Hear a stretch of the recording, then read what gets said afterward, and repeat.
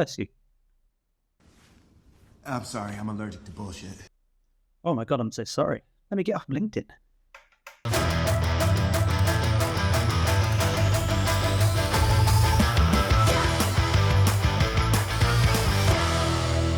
Welcome back to Movie Bunch, where we punch movies so you don't have to. Today we're looking at I, Robot, directed by Alex Proyas and written by Jeff Vinter and Akiva Goldsman.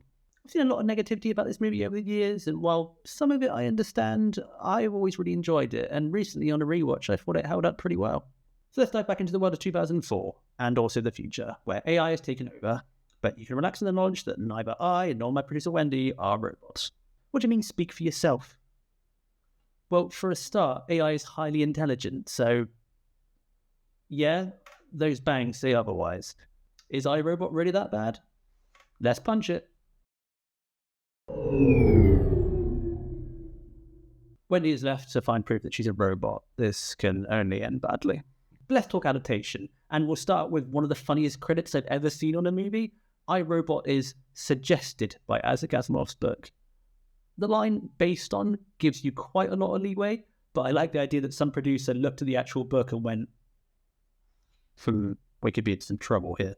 That's where all the problems start, because a loud action movie is not a good adaptation of an Isaac Asimov novel. I'm an Asimov fan, I've read a ton of his books, not all of them, he wrote too damn many. And I get that when you're adapting the works of a man who once wrote "Violence is the last refuge of the incompetent," this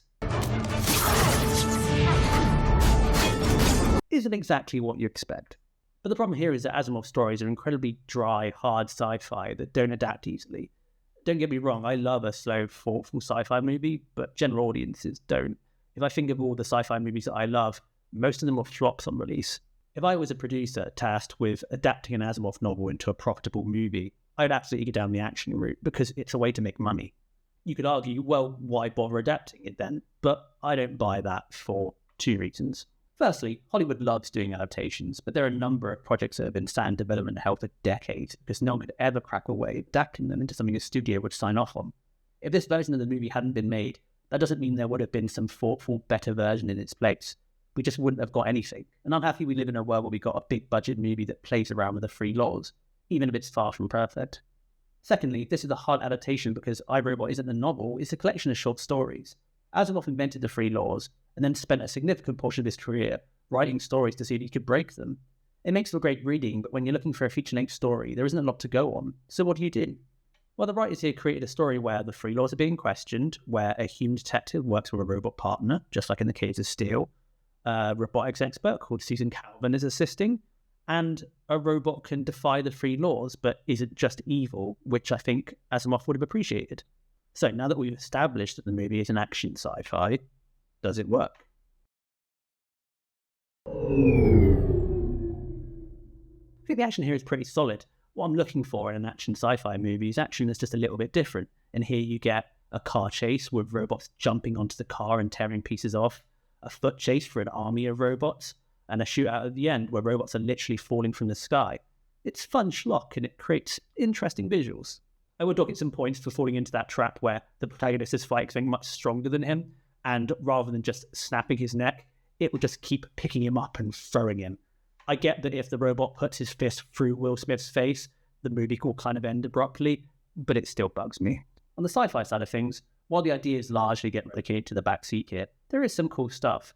The idea of ghosts in the machines that robots placed in the dark will huddle together for no reason other than that they can is interesting and unsettling. And the idea of someone being monitored so heavily that they have to commit suicide is also a very dystopian idea that gives the movie a nice opener. Oh, and I need to mention the scene where he pays for 2 beers and it costs him $46. At the time this movie released, I'm assuming it was a joke, but now, still some years away from where this is set, it feels like a solid call. The future is expensive and just generally terrible. I can see the argument that these sci-fi ideas aren't explored properly. It doesn't have any answers to any of the questions it poses around AI or surveillance. But, you know, at least it does ask the questions. If you're watching a 2004 schlock action movie hoping to get answers on the biggest questions around AI, you're probably in trouble. You hear that, Sam Altman? Widen the net. Maybe watch some other movies.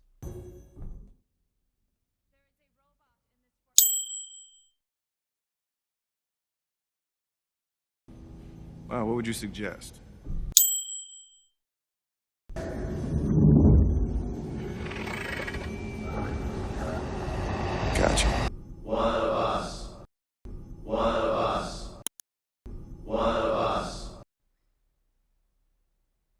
You painted yourself silver. That doesn't prove anything. Yeah, okay, you look a bit more like a robot, but you're still not acting like one. This isn't going to end well, is it?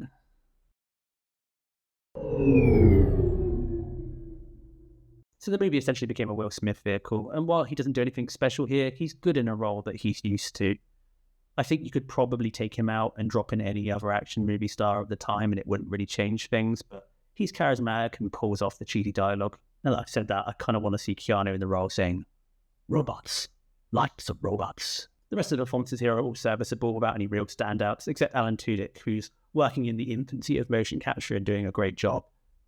At least I think. I find it hard to rate an actor's performance when you can't actually see what they're doing. Speaking of seeing a robot, what's that? You're going to dance like one? Okay, go on then. Okay, you guys can't see that, but that's actually pretty good. Yeah, that is kind of like a robot. Okay, yeah, the moves keep coming. Whoa, why are you taking your clothes off? Yeah, I appreciate that you painted all over, but no one wants to see your arse, shiny or not. That should be the zero-off law. Anyway, I think the MVP here is definitely all of the VFX artists that worked on this, from Digital Demand and Weta. It's hard to remember when CGI was surprising rather than just the norm, but I remember when this movie came out, it looked fantastic, and it's aged really well. There are movies that came out 5, 10, 15 years later than this movie that look much worse. The VFX artists did a really good job. I think part of the reason for this is that modern movies are stuffed full of VFX shots, so that the artists don't have enough time to work on individual scenes as much as they'd like, whereas back in the early 2000s, they could spend a lot more time on each individual scene to make sure they looked great. It's great work, and I think it deserves mentioning. So, is iRobot really that bad? No, I don't think so. I was worried my feelings on it would be hampered by nostalgia, but I think it holds up. The action is schlocky and fun, the themes are still relevant, and the VFX is still really impressive. But what do you think? Are you outraged that I dare defend this movie? Let me know in the comments. I'm really intrigued to see what the general consensus is on this one. Until next time, it's goodbye from me, goodbye from producer Wendy, and... oh wait, almost forgot. Shia LaBeouf is in this. Like, not a lot, but he's there, you know? I don't really think it affects anything, but I feel like I needed to mention it. Can you at least put a shirt back on? I'm trying to think, and all I can see are your faux metal fun bags.